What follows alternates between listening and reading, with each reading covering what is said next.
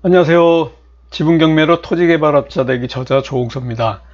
오늘 이제 9월입니다. 2018년 9월 2일 일요일 저녁에 강의 올려드립니다.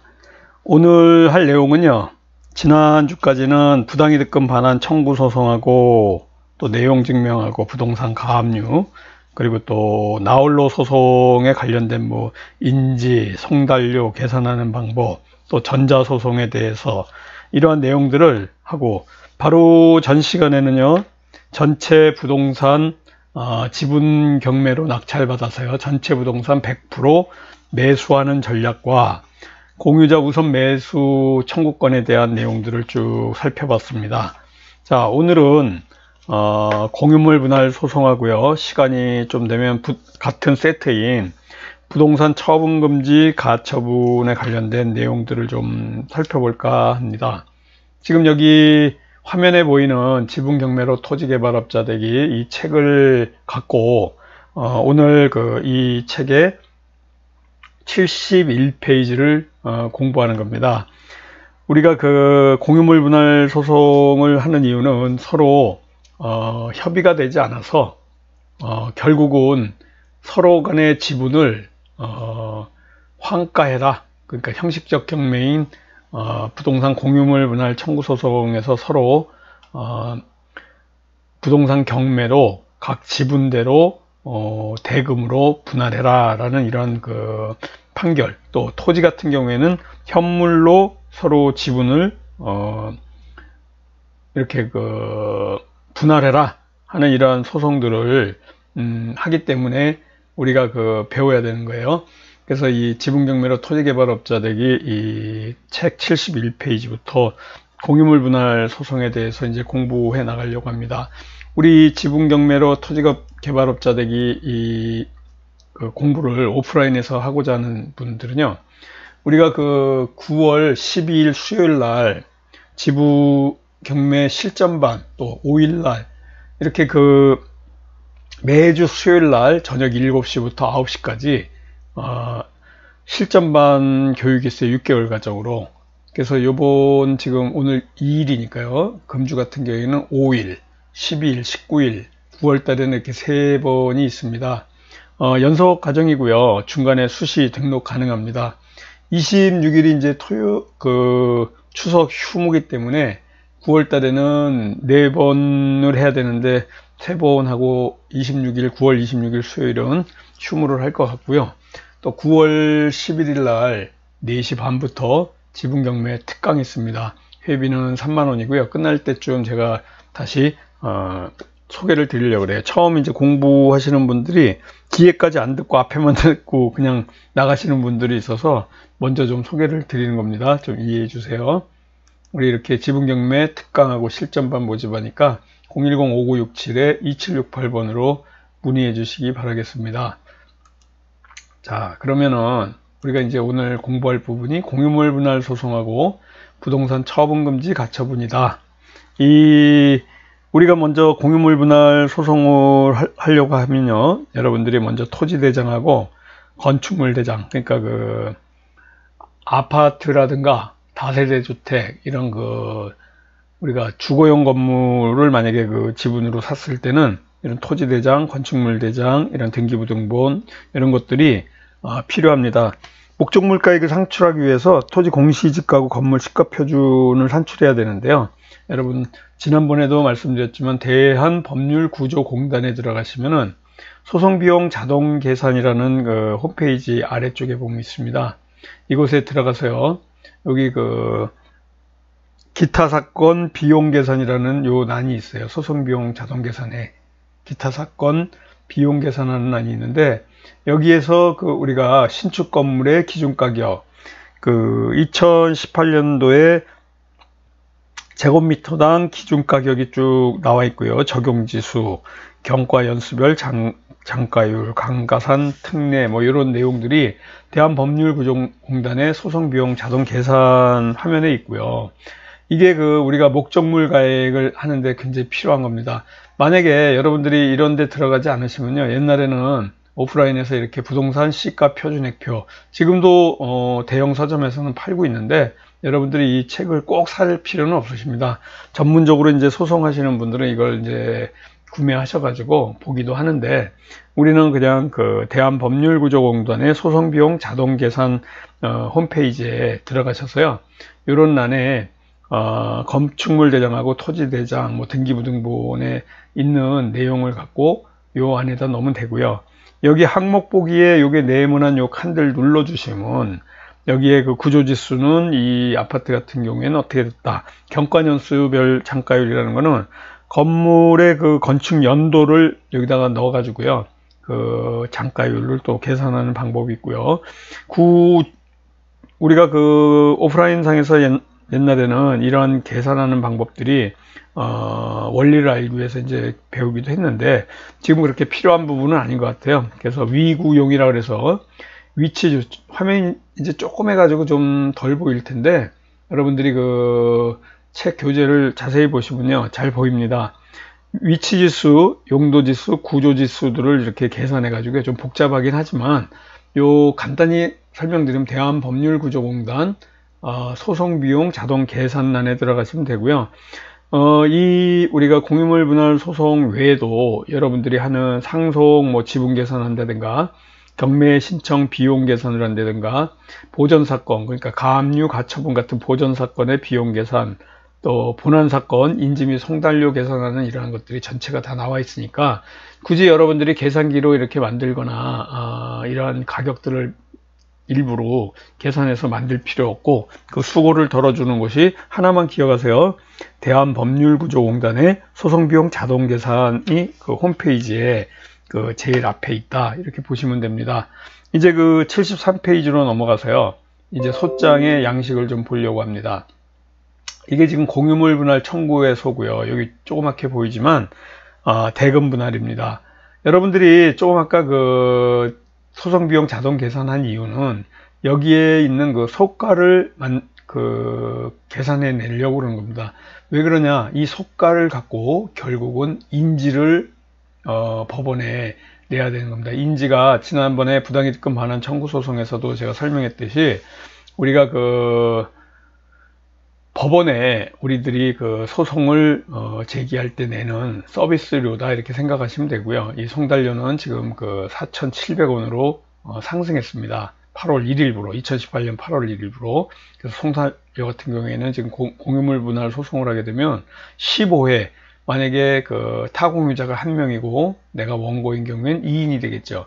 이 지금 소송은 4인으로 봐서는 원고가 1명, 피고가 3명이다, 이렇게 보시면 됩니다.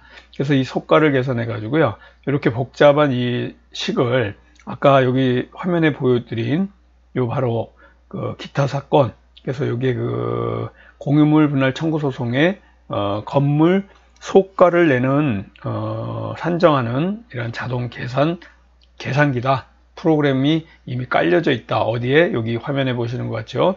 대한법률구조공단 소송비용 자동계산 화면입니다, 여기가. 그래서 요 앞에 소장을 제출하시면서요, 이러한 목적물 가격이라든가 이러한 것들을 내는 이러한 부분들을 여러분들이 공부해 나갈 수 있고요.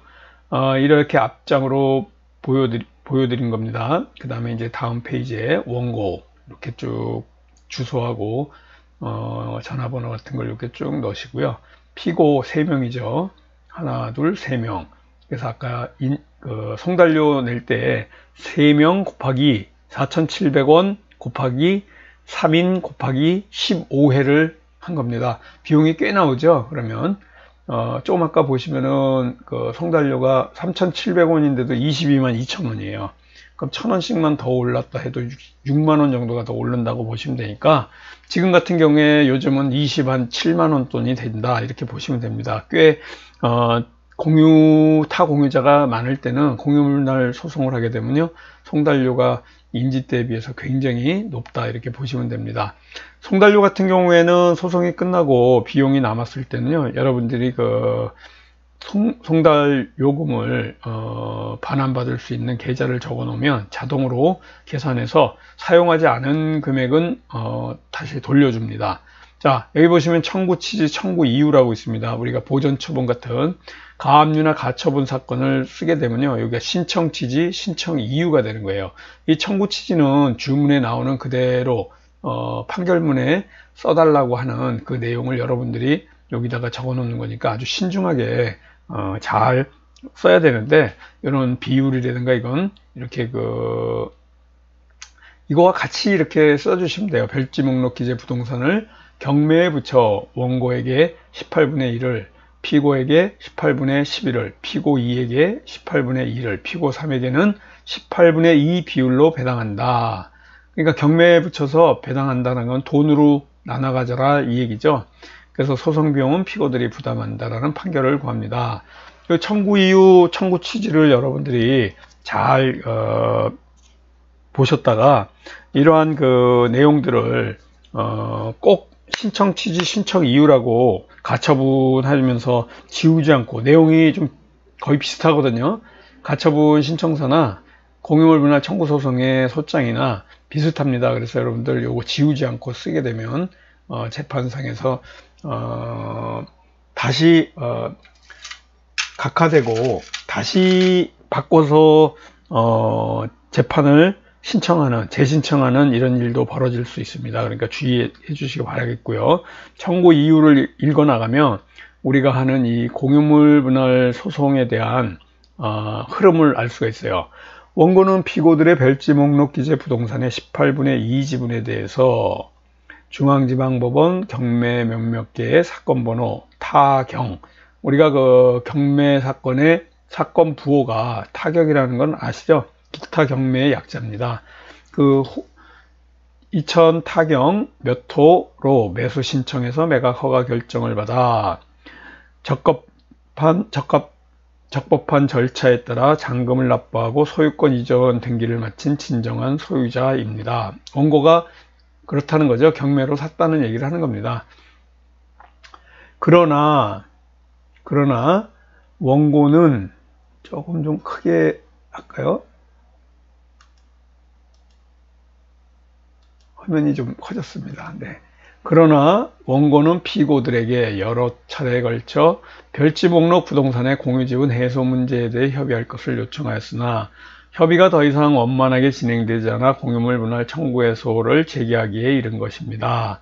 여러분들이 이 공유물 분할 소송을 직접 나홀로 소송을 진행하시는 분들은요, 지금 이 교재에 이렇게 나와 있는 것대로 이런 형식으로 써주시면 그러니까 무리가 없습니다. 뭐 자세하게 아주 빽빽하게 여러 장을 쓴다 그래가지고 공유물 분할 소송에서 여러분들이 잘 진행된다 뭐 이런 거 없습니다. 여기 우리가 간단 명료하지만 꼭 써야 될 그런 사항을 쓰시고요. 상대방에서 이제 답변서가 들어오고 준비 서면에 공방이 있을 때 그때 자세히 써주시면 되죠. 맨 처음에 제출하는 이 소장, 처음에 여러분이 소를 제기할 때 내는 이 소장에 너무 자세하게 그렇게 안 써도 된다 이렇게 생각하시면 됩니다. 위와 같이 원고와 피고들 사이에 공유물 분할에 관한 합의가 이루어지지 아니하고 이 사건 부동산은 다세대 주택인 집합 건물이에요. 다세대 주택으로서 그 성질상 현물로 분할할 수가 없다. 현물로 분할할 수가 없다는 것은 결국은 토지같이 나의 구분돼 가지고 소유를 가질 수가 없다.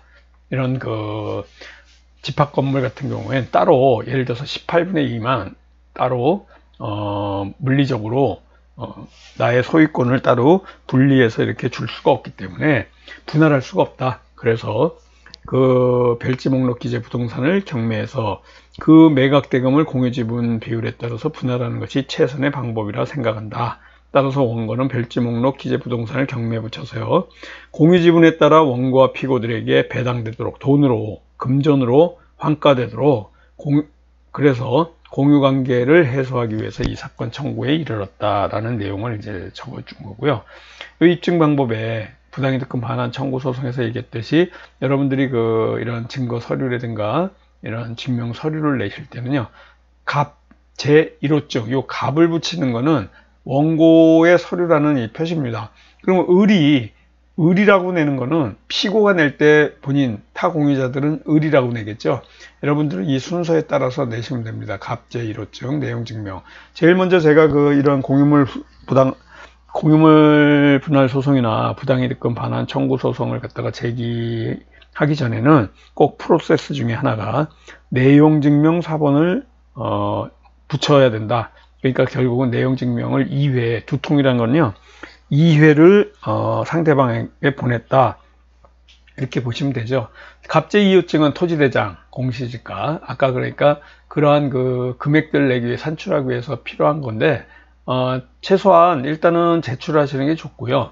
여러분들이 그 아까 대한법률구조공단의 그 속가 계산하는 그 계산기에서 했다 그러면 그러한 내용들을 좀 프린터나 캡처해 가지고 그걸 예를 들어서 그 계산한 식을 갖다가 갑제 이호층에다가 넣어도 되겠죠. 그럼 상당히 그 어차피 대한법률구조공단이나 이게 OR.KR로 나가는 국가기관이니까 인정할 수 있는 그러한 여지가 굉장히 있죠.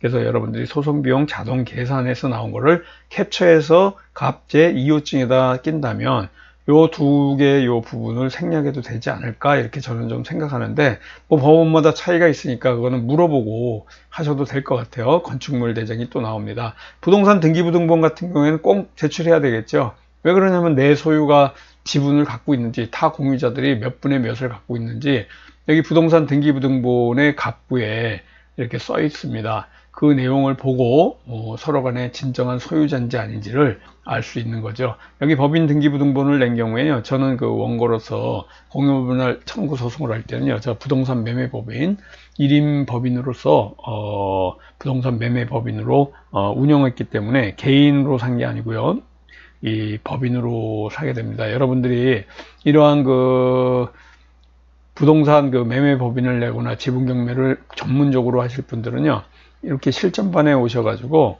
우리가 배울 수 있는 그런 그 깊이 있는 내용들이 있어요. 이 책에서 얘기하지 아니하는 아주 깊은 내용들이 있는데, 지난번 시간에도 얘기했지만 우리가 그 타 공유자의 채권자의 양수 양도 문제, 또 임차인의 그 임차 보증금 반환 청구 채권에 대한 양수 양도를 통하여 우리가 그 100% 매수 전략을 구사할 수 있는 이런 전략들, 또 이렇게 법인 등기부등본을 사용할 수 있는 1인 그 부동산 매매법인을 운영해서 우리가 그 양도세를 좀 절감시키고 우리가 양도세에서 좀 해방될 수 있는 이러한 그 법인 체제를 운영하는 방법들을 좀 그 공부를 가르쳐 드리고 있습니다.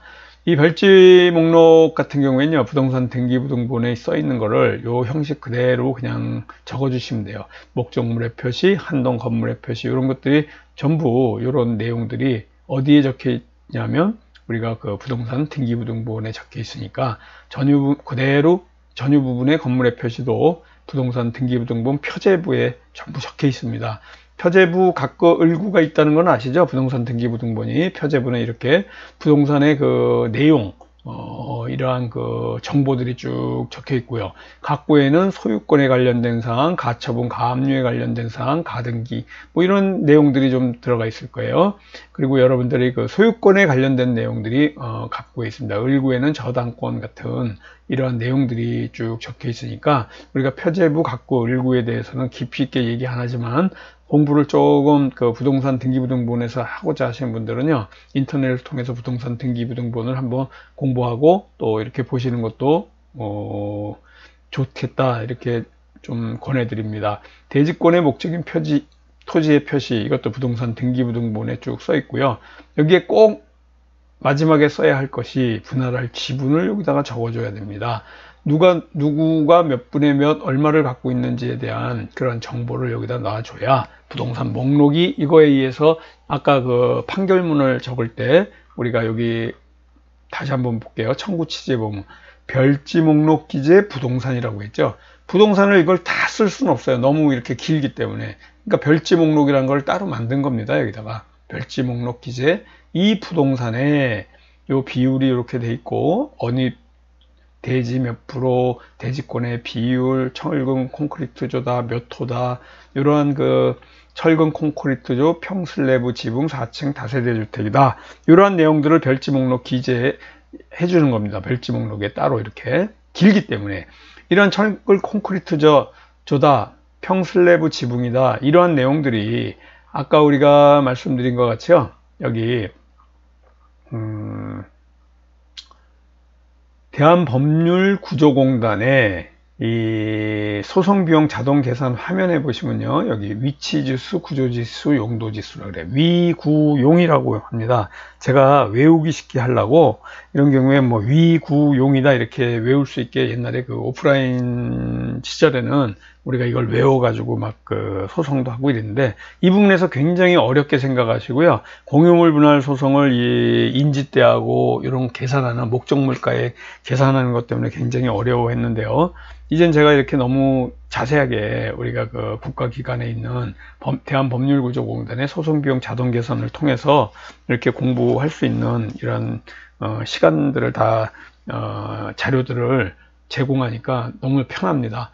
자, 이게 우리가 공유물 분할 청구 소송하는 이제 소장의 실제 예를 이제 쭉 보신 거고요. 다음 시간에는 우리가 그 부동산 처분 금지 가처분 신청에 대한 내용들을 쭉 여기 할 겁니다. 가장 다른 부분이 원고 피고 있던 자리가 이런 보존 처분 신청 사건은요, 채권자 채무자로 바뀝니다.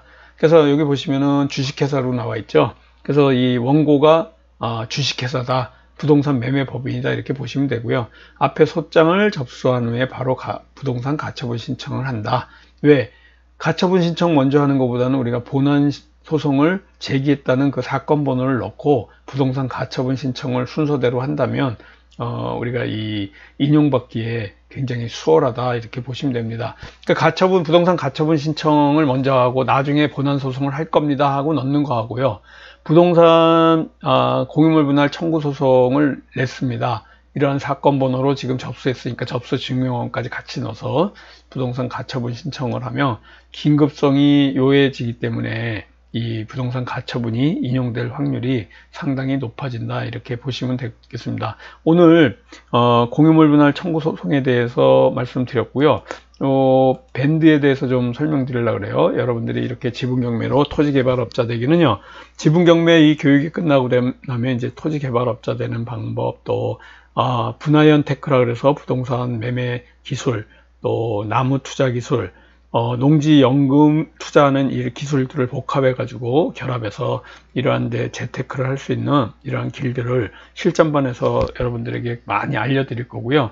이 유튜브 동영상을 통해서도 여러분들한테 알려드릴 예정이에요. 토지 부분도 이제 교육이 들어갑니다. 토지 개발업자 되는 방법, 농지 취득 자격 증명, 뭐 이런 내용들이 쭉 있습니다. 여기 보시면요, 아까 말씀드린 것 같이 지분경매 특강이 있어요. 여기 보시는 9월 11일 화요일 날 4시 반부터 7시까지 있고요. 회비는 3만원입니다. 우리 홍봉기 사무총장님 010-3033-9074 이 번호로 통화 한번 하시고요. 여러분들 신청해 주시고 9월 11일 날 이러한 그 내용 말고도요, 아주 재미난 특강 시간이 있습니다. 상당히 재밌습니다. 여러분 그 유용하고요. 여러분들이 그 시중에서 듣기 힘든 이러한 그 스마트한 내용들이 있으니까 한번 와서 어떤 그 공부를 하는지 여러분들이 한번 관심을 가져주시면 되겠고요. 여러분들이 이렇게 지분경매에 관심을 갖고 내가 이렇게 밴드에 들어와서 한번 이런 정보를 받아보겠다, 그러신 분들은 밴드 검색란에서 지분경매 이렇게 치시면요, 지분경매로 토지개발업자 되기, 지분경매 교육 상담 이런 타이틀이 나옵니다. 여러분들이 그 가입해 주시면요, 우리 스태프진들이 수락해서 이렇게 들어오시면 됩니다. 여러분들 그 다음 강의는 부동산 처분 금지 가처분에 관련된 내용을 이제 공부할 거고요. 여러분 다음 공부 시간에 뵐 때까지 여러분 안녕히 계시고요. 건강하시고 다음 공부 시간에 다시 찾아뵙도록 하겠습니다. 감사합니다. 안녕히 계세요.